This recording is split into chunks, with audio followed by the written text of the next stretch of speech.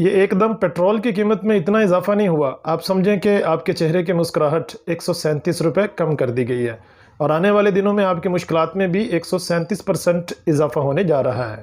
کیونکہ جب پیٹرول اور ڈیزل کی قیمتوں میں اضافہ ہوتا ہے تو اس کے ساتھ ہی ہر وہ چیز مہنگی ہو جاتی ہے جو عام آدمی نے استعمال کرنی ہوتی ہے۔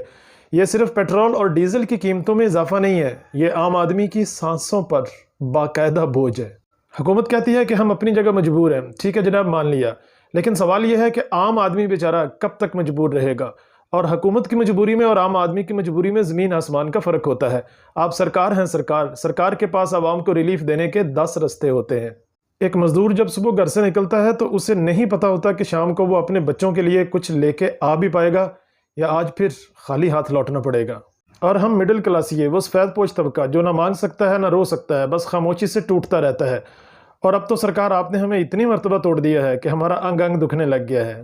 بجلی کے بل دیکھیں، ایسے لگتا ہے جیسے ہم بجلی نہیں سونا جلا رہے ہیں۔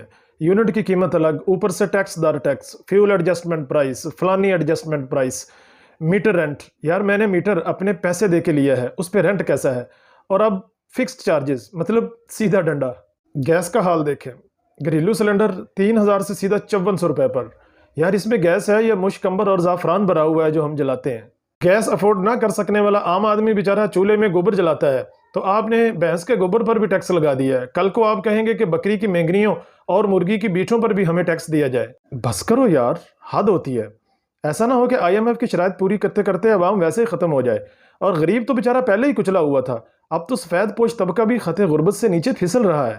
اسکول کی فیسیں، ادویات کی قیمتیں، کرائے، گروسری، فروٹس، سب کچھ آسمان سے باتیں کر رہا ہے، اور تنخواہ وہیں کھڑی ہے جیسے وقت رک گیا ہو۔